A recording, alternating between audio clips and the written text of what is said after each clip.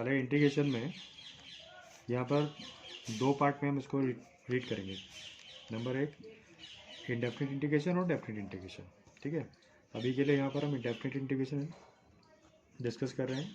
Indefinite और definite दो type का इंटीग्रेशन होता है। इंडेफिनिट इंटीग्रेशन में किसी फंक्शन को जब हम इंटीग्रेट करते हैं, जैसे एक्स की पावर एन को हमें इंटीग्रेट करना है, तो एक्स की power n plus one upon n plus one plus c, इस तरह से करेंगे। जब इसका हमें डेरिवेटिव करना था तो हमने क्या किया था, एक्स की पावर एन को डिफरेंशिएट किया था, तो क्या करा था, एन एक्स की पावर एन माइनस वन। ठीक है, फॉर एग्जांपल मान लो हमारे पास एक फंक्शन है वाई बराबर एक्स की पावर थ्री। अब हमें इसको डिफरेंशिएट करना है, तो क्या करेंगे, D Y by D X बराबर थ्री एक्स स्क्वायर। लेकिन अगर इसको इंटीग्रेट करेंगे हम, एक्स की पावर थ्री को अगर इंटीग्रेट करेंगे तो एक्स की power three plus one upon three plus one plus c एक कांस्टेंट हमेशा यहाँ पाएगा अगर वो इंडेफिनिट इंटीग्रेशन, क्योंकि वो डेफिनिट नहीं है, इस दैट उसकी कोई लिमिट नहीं है। लिमिट नहीं होने की वजह से हम लास्ट में सी हमेशा ऐड करेंगे, एक्स की पावर फोर प्लस सी, ये इसका इंटीग्रेशन हो जाएगा।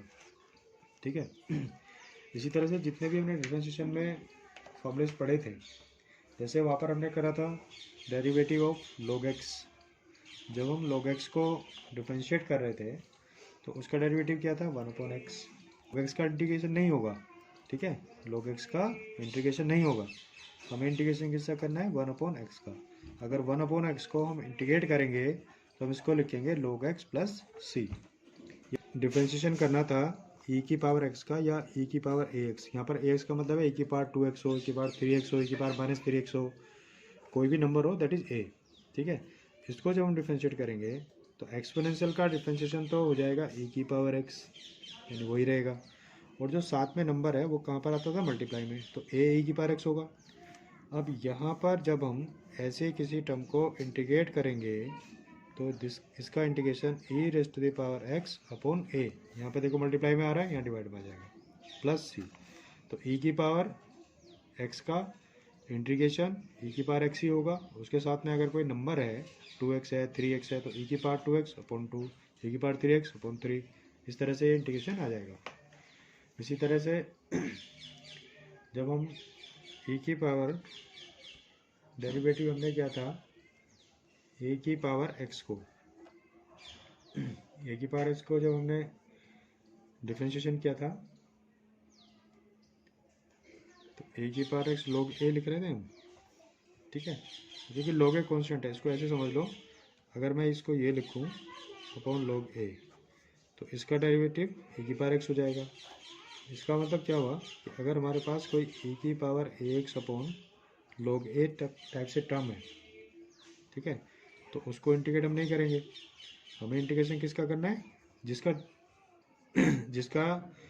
फंक्शन का डेरिवेटिव आ रहा है ये, उसको इंटीग्रेट करेंगे। इस दैट ए की पावर एक्स को जब हम इंटीग्रेट करेंगे तो आएगा e की power x upon log a base e plus सी, ये इसका इंटीग्रेशन होता है। साइन एक्स का डेरिवेटिव क्या था, कोस एक्स। कोस एक्स का डेरिवेटिव क्या था, minus sine x.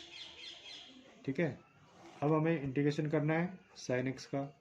Sine x का अगर हम इंटीग्रेट करेंगे तो माइनस कोस एक्स आएगा, माइनस कोस एक्स प्लस सी। कोस एक्स का इंटीग्रेशन करेंगे तो आएगा साइन एक्स प्लस सी। ठीक है, इसी तरह से तो मैं सिर्फ इंटीग्रेशन अभी यहाँ पे लिख रहा हूँ, कंपैरिजन कैसे करना वो मैंने बता दिया। अब हमारे पास सेक स्क्वायर एक्स का इंटीग्रेशन हो सकता है, सेक एक्स का इंटीग्रेशन नहीं होगा। सेक स्क्वायर एक्स का इंटीग्रेशन करेंगे तो टेन एक्स, सेक एक्स का हो जाएगा, लेकिन उसके लिए हमें आगे बताएंगे।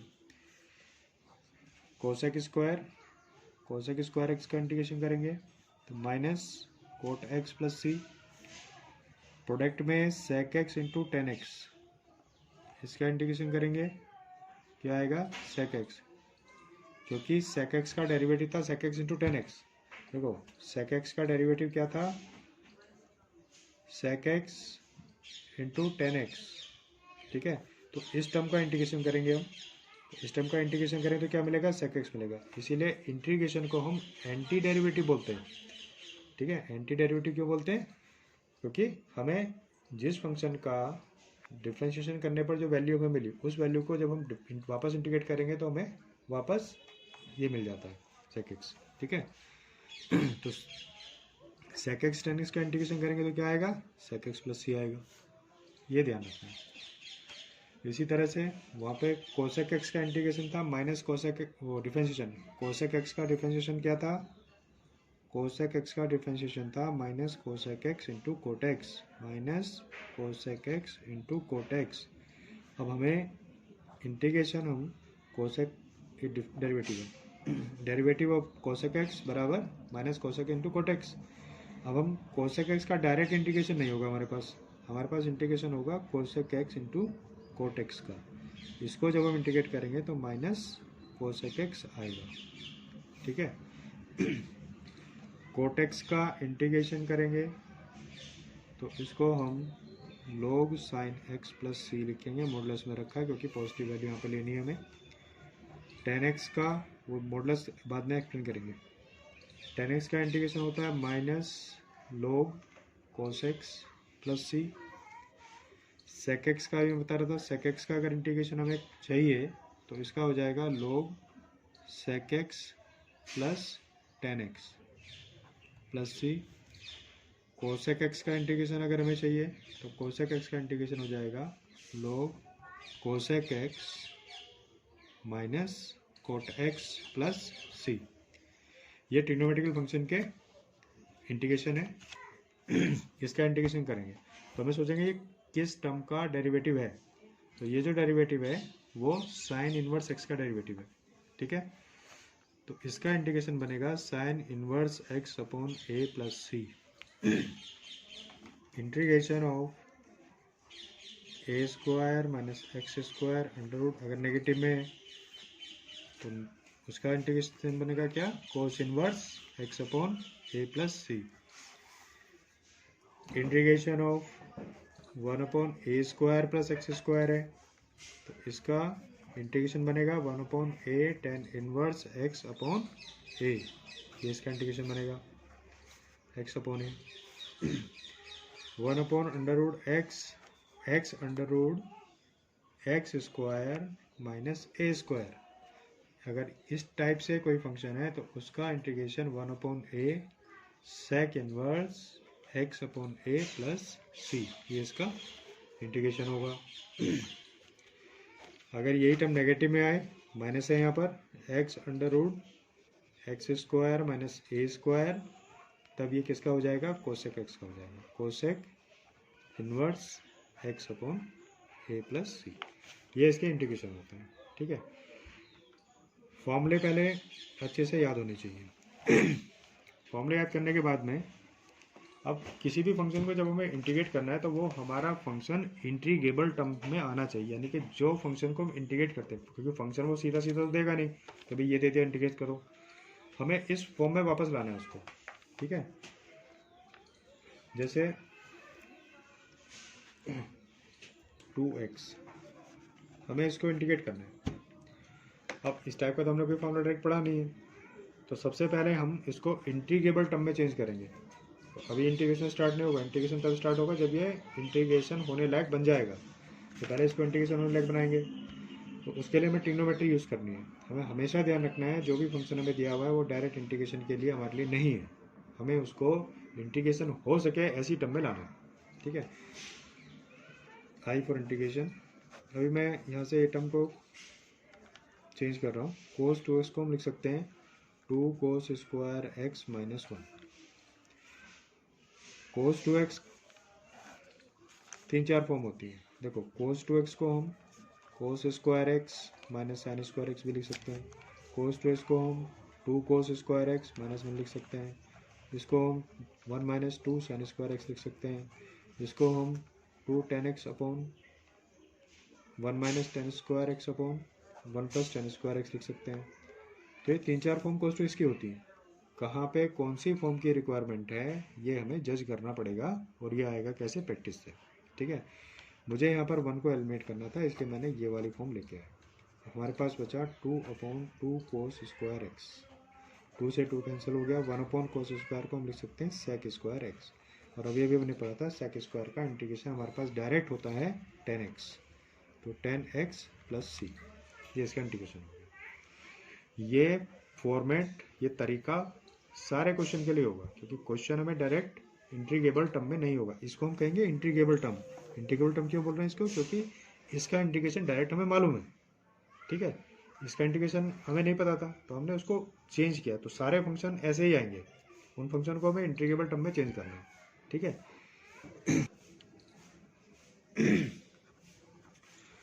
अब ये क्वेश्चन है cos 2x plus 2 sine square x upon cos square x, इस टर्म का हमें इंटीग्रेशन करना है, ठीक है। अब इसको इंटीग्रेट करने के लिए तो सिंप्लीफाई करना पड़ेगा, क्योंकि यहाँ डायरेक्ट तो इंटीग्रेशन होने वाला है नहीं। टर्म को सिंप्लीफाई करने के लिए अब हम देखते हैं, यहाँ पे 2 साइन स्क्वायर एक्स है, कोस 2x का 2 साइन स्क्वायर एक्स में जा सकता है, तो हमें अभी लिखा था हमने 1 माइनस 2 साइन स्क्वायर एक्स होता है कोस 2x। उसमें क्यों चेंज करा? क्योंकि 2 साइन स्क्वायर पॉजिटिव में हमारे पास अवेलेबल है और आसानी से कट जाएगा, टर्म हो जाएगी छोटी। तो 1 अपॉन कोस स्क्वायर बचा, क्या हो गया इसका? सेक स्क्वायर एक्स हो गया। और सेक स्क्वायर का इंटीग्रेशन हमें पता है कि 10x होता है। ये आ गया आंसर। ए बेसी एक्सपोनेंशियल में लोगरिथम की जो प्रॉपर्टी है उसको याद रखना है हमें। अगर हमारे पास e की पावर log m है, ठीक है, और बेस e, तो ये इक्वल्स टू m होता है। ये प्रॉपर्टी यूज़ करेंगे। तो यहाँ पर क्या है? e की पावर x, ठीक है, तो इसको हम क्या लिख सकते हैं? e की पावर log a की पावर x बेस e। अब ये वाली फॉर्म में बन गई है, तो ये इक्वल टू क्या होगा? a की पावर x, क्योंकि यही टर्म यहाँ पे आ जाती है। तो ये जो टर्म है इसको हम लिख सकते हैं a raise to the power x dx। अब हमें अल्टीमेटली इसका इंटीग्रेशन करना है, जो होता है a की power x upon log a base e plus c। तो कहीं कहीं हमें कई जगह प्रॉपर्टी भी यूज़ करनी होती है, वो प्रॉपर्टी कर रहा हूँ कि अलग अलग टाइप के जो फंक्शन इंडिकेट करेंगे। अगर हमारे पास कोई फंक्शन इस फॉर्म में, जैसे के एफ एक्स मतलब क्या हो गया? कोई नंबर प्रोडक्ट में है और यहाँ पर कोई फंक्शन है, तो इसको तुम्हें इंटीग्रेट करना है, तो प्रोडक्ट को तुम बाहर लिख लोगे और जो फंक्शन है उसको इंटीग्रेट, मतलब बहुत ही बेसिक है। जैसे 2x की पावर 4 हो गया, तो यहाँ पे 2 का कोई लेन देना नहीं है, बाहर रहेगा x की पावर 4 dx कॉन्स्टेंट का। अब x की पावर 4 का हमें सिर्फ इंटीग्रेशन करना है, तो x की पावर 5 अपॉन 5 प्लस सी, ये हमारा आंसर आ जाएगा, ठीक है। अगर हमारे पास 1 प्लस एक्स का whole square upon under root X, इसको इंटीग्रेट करना है, तो जब तक हम टर्म को सेपरेट नहीं कर लेंगे तब तक इंटीग्रेशन नहीं होगा। यहाँ पर सबसे पहले हमें टर्म को सेपरेट करना है। सेपरेट करने के लिए क्या करेंगे? यहाँ पर a प्लस बी का होल स्क्वायर लगा दो, a square plus B square plus 2ab लग जाएगा यहाँ पर upon under root X dx। अब सबको अलग अलग कर दो, 1 upon root X plus X square upon root X plus 2x upon root X half, प्लस इसको लिख देंगे x की power 2 minus half plus 2x की पावर 1 माइनस हाफ। हमने सारी टर्म को सेपरेट कर लिया। इसको ये लिख सकते हैं, इसको लिख सकते हैं 2 टू जा 4 माइनस 1 3 अपॉन 2, यहाँ पे 2 बार लिखो, एक में से आधा गया, आधा बचेगा हाफ। अब इसको सीधा इंटीग्रेट कर दो, x की पावर माइनस हाफ प्लस 1 अपॉन minus half plus 1 plus x की power 3/2 plus 1 upon 3/2 plus 1 plus 2 x की power 1/2 plus 1 upon 1/2 plus 1 plus 6। अब ये हो जाएगा कितना? x की पावर हाफ अपॉन हाफ, ये हो जाएगा x की power 3 upon 2 5 upon 2 upon 5 upon 2 plus 2 into x की पावर 3/2 अपॉन 3/2 प्लस सी। सिंप्लीफाई करो, सीधा ऊपर करना, यहाँ तक इंटीग्रेशन हमारा यहाँ पर हो गया, ठीक है। इस तरह से हमें टर्म को सेपरेट करना है। सेपरेट करने के बाद में हम इसको इंटीग्रेट कर सकते हैं। अगर इस टाइप का कोई फंक्शन आ जाए, मान लो x की power 4 plus X square plus 1 upon x square minus x plus 1 dx, हमें इसको इंटीग्रेट करना है। अब इसको इंटीग्रेट करने के लिए, अब क्योंकि ये सिंगल टर्म तो है नहीं, ऊपर भी सिंगल टर्म नहीं है, तो सबसे पहले अगर हमारे पास पावर डिफरेंस है, डिनोमिनेटर की पावर न्यूमरेटर के बराबर है या उससे छोटी है, तो डिवाइड करो, ठीक है। अभी मैं इसको सेपरेट करने के लिए डिवाइड कर रहा हूँ। वैसे हमारे पास ये जो फंक्शन है, हमारे पास x की पावर 4 प्लस एक्स, इसको हम ये भी लिख सकते हैं, अगर तुम लोग थोड़ा सा ध्यान दोगे तो यहाँ पर मैं एक्स स्क्वायर प्लस 1 का whole square minus x square लिख सकता हूँ कि नहीं, upon x square minus x plus 1। कैसे लिखा, देखो यहाँ पे जो एक्स स्क्वायर प्लस 1 का whole square minus x square मैंने लिखा, अगर हम इसको एक्सपेंड करेंगे तो क्या आएगा, एस की power 4 plus 2x square plus 1 minus x square. अब देखो ये 2x स्क्वायर है माइनस एक्स स्क्वायर, तो क्या बचा हमारे पास, एस की power 4 plus X square plus 1 बचा। ये जो टर्म है वो यही तो है जो हमारे पास थी। अब उसको हमने ऐसे ही क्यों लिखा, क्योंकि यहाँ पे हमें लग रहा है कि a square minus b square apply हो जाएगा। A square minus b square अगर अप्लाई करेंगे तो ये हो गया ए, ये हो गया बी, तो a plus b into a minus b upon x square minus x plus 1। यहाँ पे इससे ये कैंसिल हो गया इसलिए हमने ऐसा करा। अब जो हमारे पास टर्म बची है x square plus 1 plus x, हमें इसका इंटीग्रेशन करना है। तो इसका इंटीग्रेशन तो डायरेक्ट होता है एक्स क्यूब अपॉन 3, एक्स का इंटीग्रेशन 1 का इंटीग्रेशन एक्स, एक्स का integration x square upon 2 plus सी, ये हो गया फाइनल इंटीग्रेशन। बस उसमें आ गई। तो फंक्शन को हमेशा तुम्हारे एल्जेब्रिक प्रॉपर्टी लगेंगे। यहाँ पर एल्जेब्रा के जितने फॉर्मूले 9th से लेकर तुम 11 तक पढ़े हैं, तुम्हारे पास ट्रिग्नोमेट्रिक की प्रॉपर्टी लगेंगी जो तुमने 11वीं से लेकर 12वीं तक पढ़ी है, ठीक है। 10वीं में जो पढ़ी है वो सारी प्रॉपर्टी यहाँ पर लग सकती हैं। तो इंटीग्रेशन जो है वो एक्चुअली जो तुम्हारा पुराना पार्ट सिलेबस तुमने पढ़ा है उन सबका एक तरीके से रिवीजन है, क्योंकि इंटीग्रेशन तो हमारा एक ही स्टेप में खत्म हो गया ना। इंटीग्रेशन तो यहाँ पे आके हुआ है, यहाँ पे आके हमने इंटीग्रेशन यूज़ करा है, यानी कि कक्षा 12 तो यहाँ स्टार्ट हो रही है ना। इससे पहले तो तुमने क्या करा, तुमने इससे पहले इसको सिंप्लीफाई करा। अब बस कॉमन सेंस हमें डेवलप करना है कि अगर मुझे इंटीग्रेशन किसी टर्म का करना है तो इंटीग्रेबल टर्म में चेंज करने के लिए, यानी कि जिस पार्ट का इंटीग्रेशन मैं कर सकता हूँ, जिसका इंटीग्रेशन मुझे पता है, वहाँ तक उसको मुझे लेके आना है अपने फंक्शन को सिंप्लीफाई करके, ठीक है। इतना इंटीग्रेशन में तुम्हें सीखना होता है, ठीक है। बाद में क्योंकि यहाँ तो इंटीग्रेशन एक ही स्टेप में हो रहा है, अभी इंटीग्रेशन की प्रॉपर्टी वगैरह फंक्शन सब अभी मैं नहीं बता रहा हूँ, अभी तो सिर्फ बेसिक चल रहा है, ठीक है, जिसमें तुम्हारा पीछे की चीज़ें को वापस याद करा जा रहा है। 2x minus cos two alpha upon cos X minus cos alpha. यहाँ पे डबल एंगल है, यहाँ पे सिंगल एंगल है। इसका मतलब मुझे अगर हम कोस की टर्म को वापस कोस में ले आए, क्योंकि क्या होता है कोस टू एक्स बराबर होता है 2 cos square x minus 1 minus इसको भी 2 cos square alpha minus 1 upon cos X minus cos alpha. 2 cos square x minus 1 minus 2 cos square alpha minus 1 plus 1 हो गया कोस एक्स माइनस कोस अल्फा। यहाँ पर 1 से 1 कैंसिल हो रहा है, 2 कॉमन आ गया, 2 कॉमन ले लिया हमने, अंदर बचा cos square x minus cos square alpha. यहाँ पर ए स्क्वायर माइनस बी स्क्वायर की आइडेंटिटी लग रही है, ए प्लस बी ए माइनस बी, यानी cos x plus cos alpha into cos X minus cos alpha upon cos X minus cos alpha. अब ये term cancel हो गई। अब जो टर्म बची हमारे पास वो है 2 cos x D x plus 2 cos alpha D x. अब यहाँ पे देखो ये अल्फा है, लेकिन इंटीग्रेशन हम एक्स के रेस्पेक्ट कर रहे हैं, तो अल्फा उसके लिए कांस्टेंट हो गया ठीक है। तो जैसे हम 2 बाहर लिया यहाँ पर, वैसे पूरा 2 कोस अल्फा बाहर आएगा।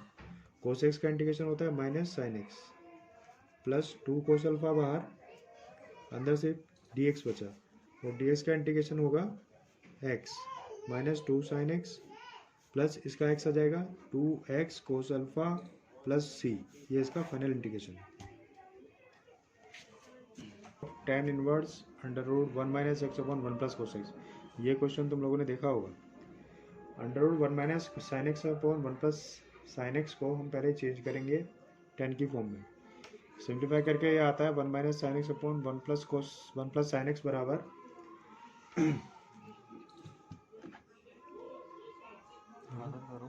1 प्लस साइन एक्स बराबर tan की फॉर्म में आएगा क्या, tan पाई बाई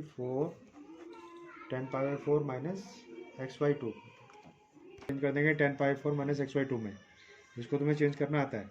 तो जब इसमें चेंज करेंगे तो हमारा हो जाएगा tan inverse tan pi by 4 minus x by 2, inverse और ये साथ है तो हमारे पास बचेगा pi by 4 minus x by 2। X lie करता है 90 और इसके बीच में, इसका मतलब हम इसको जो इंटीग्रेट करेंगे पाई बाई 4, इसका x हो गया माइनस एक्स का कितना हो गया एक्स स्क्वायर अपॉन 2 और 2 पहले से था, तो pi x by 4 minus x square by 4 plus c इसका इंटीग्रेशन आ जाएगा। ठीक है, डायरेक्ट कर दिया, खुद करके देखना एक बार। फंक्शन का डिफरेंशिएशन हमें दिया हुआ है, किसी फंक्शन का डिफरेंशिएशन दिया हुआ हमें निकालना है एफ एक्स, क्योंकि इंटीग्रेशन जो होता है वो एंटी डेरिवेटिव होता है। तो अगर मुझे फंक्शन चाहिए वापस, तो जो फंक्शन का डिफरेंशिएशन मैंने किया था उसको अगर इंटीग्रेट कर दें तो हमें फंक्शन मिल जाएगा। तो यहाँ पर एफ डैश एस कितना है 3x square minus 2 upon x cube, इसको इंटीग्रेट करेंगे 3 बार एक्स स्क्वायर का डेरिवेट इंटीग्रेशन 2 बार एक्स की पावर माइनस 3 का डिफरेंस इंटीग्रेशन 3 इसका हो जाएगा x cube upon 3 minus 2 x की पावर माइनस 3 प्लस 1 अपॉन माइनस 3 प्लस 1 प्लस सी, 3 से 3 कैंसिल, एक्स क्यूब माइनस कितना बचा माइनस का 2 से 2 cancel, minus minus plus x की पावर माइनस 2 मतलब 1 अपॉन एक्स की पावर 2 प्लस सी, ये आया। अब साथ में वो क्या कह रहा है कि x को 1 रखने पर फंक्शन 0 होता है, सेंस f1 बराबर 0। तो वो उसने क्या दिया क्या, ताकि हम c की वैल्यू फाइंड कर सके, इसलिए उसने वो कंडीशन डाली वहाँ पर। अब x की जगह 1 रख दो, 1 की पावर 3 प्लस 1 अपॉन 1 का स्क्वायर प्लस c बराबर 0, तो 1 प्लस 1 प्लस c बराबर 0, तो c कितना आया -2। देयरफॉर हमारा जो इनिशियली फंक्शन था वो क्या हो जाएगा x की power 3 plus 1 upon x square minus 2, this is the function.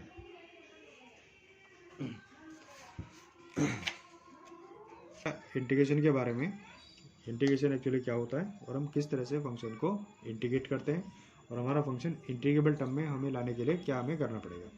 ठीक है, अब इंटीग्रेशन करने के लिए अलग अलग टाइप के फंक्शंस होंगे, उन फंक्शन को हम समझेंगे। हम लोग integration by substitution, integration by parts और पार्शियल फ्रैक्शन, इन तीनों टॉपिक पर क्वेश्चन करेंगे और डिस्कस करेंगे उसको। ठीक है, ये अभी तक सिर्फ इंट्रोडक्शन, एक बेसिक इंट्रोडक्शन था।